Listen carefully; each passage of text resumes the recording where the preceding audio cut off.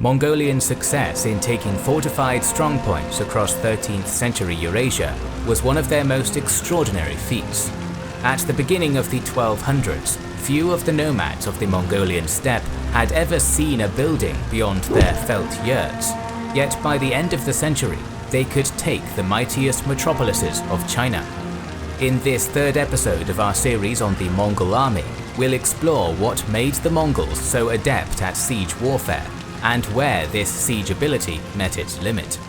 Thanks to Magellan TV for sponsoring this video. A lot of you already know Magellan TV or even have signed up to it, but if you don't, we will have you know that Magellan TV is a new type of documentary streaming membership which has the richest and most varied history content available anywhere. Ancient, modern, current, early modern, war, biography, and even non-historical genres like science and crime. Magellan TV will give you insight and knowledge about the topics you're passionate about. We recommend the documentary called Timur Mongol Messenger, which was crucial in researching this documentary, as it explained various aspects of Mongol culture, religion, military organization, and much more. We also think that another Magellan TV documentary called The Tomb of Genghis Khan is a must-watch. It sheds light on one of the most fascinating archaeological mysteries. You can stream Magellan from anywhere on any device without any ads and no limited access. New programs are added on a weekly basis, and many of them are available in 4K. If you haven't signed up to Magellan yet, support our channel and do that at try.magellantv.com/kingsandgenerals. You'll get a free 1-month membership trial. Thanks to Magellan for supporting our channel. In the 12th century Mongolian steppe, warfare was between forces of highly mobile horse archers, though a few forts were scattered across the region, largely left over from the rule of the Khitan Liao dynasty. With raids on China uncommon in this period, there was little opportunity for up-and-coming warlords like the young Temujin to learn how to assault fortified sites.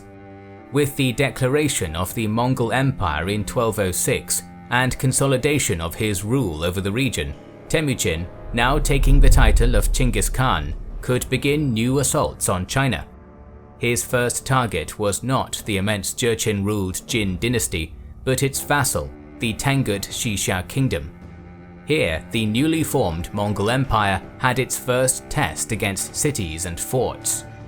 Lacking siege equipment, the Mongols could rely on only 3 tactics. The first was the simplest, a blockade to attempt to starve the city into submission. The second was the feigned retreat. Appearing to panic before the walls, the Mongols would trick the garrison into running out to pursue them, or collect seemingly abandoned animals, goods, and slaves, only for the Mongols to suddenly fall upon them. The final was the most complicated, used first against the Tangut capital, modern-day Yinchuan. A nearby river would be dammed or redirected, forcing the waters towards the city. Chinese walls, made of rammed earth, would be undermined, and when the water stagnated, it spread disease throughout the city. The first attempt against the Tangut was not a smashing success, for the Mongols accidentally flooded their own camp in the process. Still, by 1210, Genghis Khan succeeded in taking the submission of the Tangut, and these 3 tactics were to be utilized again and again. The next lesson in the sieging of cities came in 1211, when Genghis Khan led his armies against the Jin dynasty. The Jin's border defenses, the predecessor to the more famous Great Wall of the Ming dynasty, ran through modern Inner Mongolia's steppeland, consisting of a long ditch and earthen wall. This was bypassed as the tribes manning them submitted to Genghis Khan and let him through. Over their first year of battle against the Jin, the Mongols routinely won in dramatic field battles like Yehuling and devastated the countryside, but cities, towns, and forts could only be taken when the garrisons were drawn into feigned retreats.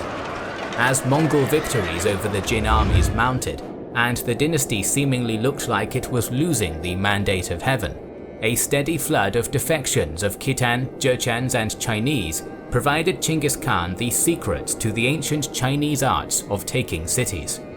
Some of these were basic tools.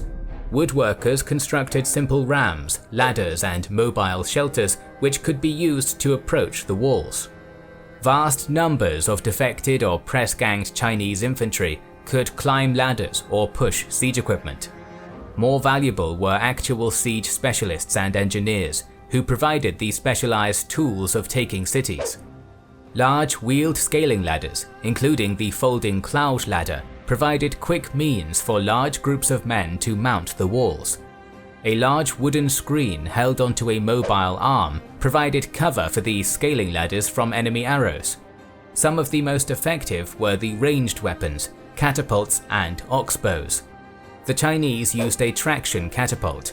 Teams of men would pull on ropes attached to one end of the arm of the catapult, thus propelling its projectile through manpower. The oxbow was essentially a large crossbow used to pick the defenders off the walls. These tools and the experience to build them were adopted by the Mongols quickly. Cities would now fall to them with regularity, and by 1215, after a protracted and bloody siege, they took the Jin capital of Zhengdu, modern Beijing. When taking a city that had refused to submit to them, such as Zhengdu, another tool was employed: massacres. The intention was to spread a simple message. Cities which immediately surrendered were treated relatively leniently, generally needing only to send tribute, perhaps supply soldiers, or tear down their fortifications. Cities which tried to resist were severely punished, especially if through their resistance they brought on Mongol losses or killed a Mongol prince, in which case the destruction was thorough, the slaughter indiscriminate. Individuals of skill, such as artisans, engineers and craftsmen, were spared, sent elsewhere for service to the Great Khan. Some women and children were taken as slaves, and the remainder of the citizenry slaughtered. Slaughter allowed the Mongol troops to exert their pent-up frustration at a long siege, but generally the Mongols viewed it as a practical necessity. They lacked the numbers to provide garrisons for every city, and didn't want to engage in lengthy sieges for every settlement. The fear of the consequences that would come from resistance was just as effective a tool as the most powerful catapult.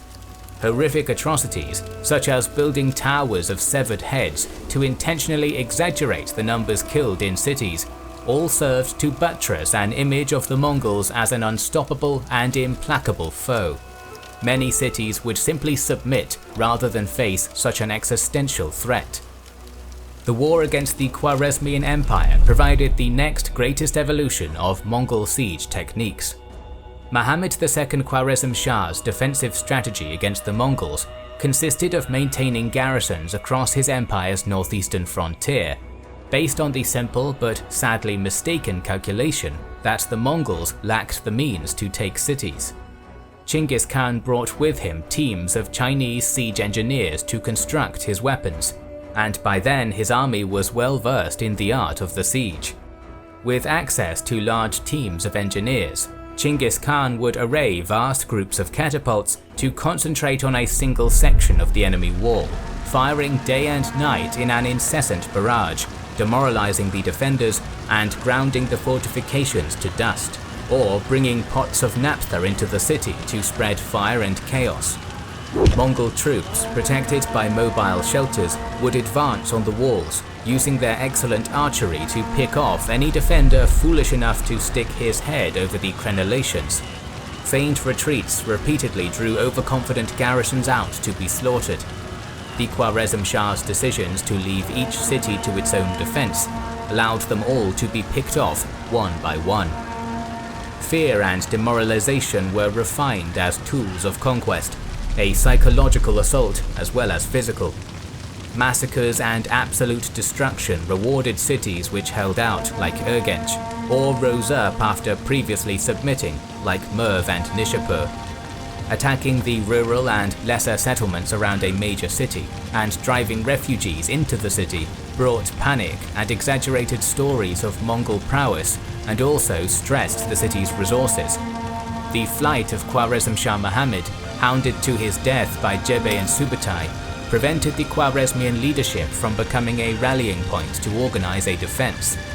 Fake letters were allowed to be intercepted by the Khwarezmians, claiming the Khwarezm Shah's mother was in cooperation with Genghis Khan, which wrought further disunity. Another gruesome method was called the hashar in the Persian sources. This was the forced levy. Captive townfolk were forced at spear point before the Mongol army, making it appear larger than it was. During a siege, they were forced against the walls, taking the most vulnerable positions as veritable meat shields, soaking up enemy arrows while pushing siege equipment or filling in moats, often with their own bodies. The defenders were forced into the mental torment of having to fire on people from neighboring cities or allow them to advance the Mongol siege. The more valuable Mongol and Turkic horsemen were thus protected from menial labor and could keep their strength for the actual fighting. When Genghis Khan returned to the Tangut Kingdom in 1226 for his final campaign, his army was well hardened at siege warfare. The Tangut cities now fell in quick succession, and when Genghis died in August 1227, the Tangut capital was razed to join him. Mongol siege abilities continued to advance under Chengis's son and successor, Ogadai. In North China, the Jurchen Jin were finally reduced. The Jin capital of Kaifeng was taken through a difficult year-long siege, in which it seems early gunpowder bombs were used by both sides. The Jin dropped them onto mobile shelters protecting sappers attempting to undermine the walls, while the Mongols used catapults to lob them into the city. Some historians, most notably Dr. Stephen Hoare, point to the possible use of early cannons during this fighting, but the evidence is controversial and will be examined in the following video. The Mongols do not seem to have used gunpowder weapons outside of fighting in China and Japan. Mongol sieges in Korea met with surprising difficulty.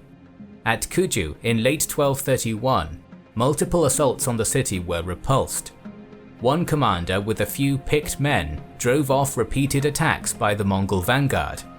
Attacks were launched on the walls day and night. Carts of dry grass and wood were pushed to the gates to burn them, only to be destroyed by Korean catapults. A shelter built before the walls to protect sappers was destroyed when the Koreans dug holes through their own walls to pour molten iron onto it. Scaling ladders were toppled by Korean polearms. Bundles of sticks soaked allegedly in human fat, set aflame and hurled into the city, could not be put out with water, but were smothered with mud and earth. One set of catapults was repulsed by Korean counter-artillery. Another, through constant barrage, breached the wall 50 times, and 50 times the defenders filled the gaps. After a month without headway, the siege was called off, the city deemed to be protected by heaven. A spirited resistance, as the Mongols faced throughout Korea, could hamper even their efforts. In the Rus principalities, the armies of Batu and Subutai were met with much greater success. The wooden walls of the low-lying Rus cities were easy prey for the warriors of the Great Khan. Palisades were erected around the cities to trap the townsfolk, protect the besiegers, and cover their actions. Catapult teams acting in unison made multiple breaches in the walls and spread fire in the cities. Few held out more than a few weeks. In the eastern half of the Hungarian kingdom, where fortified sites were made of wood in the easily accessible terrain of the Great Hungarian Plain, the Mongols were unstoppable. Depopulation in these areas reached as high as 70% by some estimates. To ensure the population of a given site was reduced, the Mongols would leave for a few days after taking the city. Those who had survived would come out from their hiding places in search of food or to begin to repair the damage. With their guard let down, Mongol riders would suddenly return and fall upon them, repeating this process until no more came out from hiding. In the more densely populated and rugged western half of Hungary past the Danube, where the major sites were protected by hard-to-access stone fortifications, the Mongols found their progress slowed. At Esztergom in early 1242, Hungary's main political centre, Hungarian prisoners were forced to build a screen of bundles of twigs before the city's moat to cover 30 siege engines. Once the catapults had brought down the city's towers and part of the walls, they began to hurl bags of dirt into the moat, the garrison unable to clear it due to the precision of Mongol archers. With it apparent the city was to be breached, the townsfolk set fire to the suburbs, destroyed or hid anything of value, then retreated to the citadel. A furious Batu, denied his prize, was unable to take the stone citadel. An able defense, led by Simon the Spaniard, commanding teams of ballistarius, referring either to crossbowmen or counter siege engines, kept the Mongols from breaching the citadel.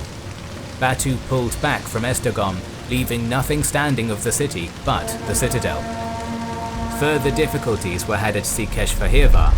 The outer part of the city and its suburbs were razed by the Mongols, but again the stone citadel, defended by Hospitaller knights and their own counter-artillery, resisted the Mongol assaults. After a few days, the siege was lifted, and soon the Mongols began a slow withdrawal from Europe. For more on the reasons for a Mongol withdrawal from Europe, you can check out episode 19 of our podcast on the Mongols. But it seems that stone castles, built on hard-to-access sites, proved difficult for the Chinese-style catapults the Mongols used, with their crews reduced by enemy counter-artillery. The withdrawal in 1242 may have begun as a temporary retreat to prepare reinforcements and more catapults, only for political matters relating to the death of Ogedai Khan to keep them from immediately returning. When Hulagu set on his campaign against the Nizari assassins and the Caliph in the 1250s, he was met with a variety of well-defended sites. The Nizari strongholds were cunningly designed, nearly impregnable mountain fortresses. Most fell through negotiated surrender thanks to the capture of the Nizari Imam. Some resisted, and were so strong they only fell after lengthy blockades. Namasar, near Alamut, fell after a year, and Girdka, on the eastern edge of the Elburz Mountains, withstood a Mongol siege for 15 years. Unable to bring their large teams of catapults to bear upon them, such sites could hold out as long as their food stores did. For more accessible locales like Baghdad, built in the Great Mesopotamian floodplain, there was little chance for the isolated and outnumbered defenders. There, huge teams of catapults could work in unison unceasingly against designated sections of the walls. After only a few days of this, the walls of Baghdad were breached and the Mongols were in the city. At the start of 1260, Hulagu, assisted by troops from Georgia, Armenian Cilicia, the Principality of Antioch and County of Tripoli, took Aleppo, despite its well-maintained and sturdy fortifications, sending shockwaves through the Ayyubid princes of Syria. It's quite possible that this close cooperation with the Crusader kingdoms brought the next evolution to Mongol siege technology in the form of the counterweight trebuchet. Able to launch projectiles further and harder than a traction catapult, the trebuchet used weight and gravity to replace teams of men pulling on ropes. Having spread across Europe and carried to the region by the Crusader kingdoms, the Mongols carried it even further. For the siege of Shenyang, Kublai Khan requested Hulagu's son and successor, Abaka, to provide him with Arab engineers capable of building these fearsome weapons. Thus did engineers make the long trek across Mongol-dominated Eurasia to bring the trebuchet to the Great Khan in China. Shenyang and its sister city of Fancheng were defended by huge walls and moats so wide the traction catapults were powerless against them. Possibly, as identified by Stephen Hoare, the defending Song dynasty forces used some sort of cannon mounted on small boats to break the Mongol blockade and allow the cities to be continually resupplied by river. The siege dragged on for 5 years until the arrival of these trebuchets. Greatly outranging the defensive weapons within the cities, they broke both the walls and the spirit of the defenders. Having once picked up their first siege weapons in China, the Mongols returned with the most advanced weapons of the age. Yet the fall of Shenyang and the Song dynasty by the end of the decade also became the high water mark of successful Mongol conquests. Successful sieges in their ensuing campaigns did not translate into strategic success, and in wars against the Mamluks and Delhi Sultanate, hot weather, strong fortresses, and able defense stood defiant against Mongol efforts. As catapults and other complicated siege machines became a smaller part of the armies after the end of the unified Mongol Empire, and they had less access to the vast reserves of manpower to send as fodder and to man large numbers of catapults, the successor Khanates could not repeat the many victories in siege warfare their grandfathers had enjoyed. Lacking in both political will and unity, they could not develop means to overcome their gradual deficiencies in siege warfare, though the heirs of Genghis Khan remained yet deadly in open battle. Our videos on the Mongol armies will continue, so make sure you are subscribed to our channel and have pressed the bell button. We would like to express our gratitude to our Patreon supporters and channel members who make the creation of our videos possible. Now you can also support us by buying our merchandise via the link in the description. This is the Kings and Generals channel, and we will catch you on the next one.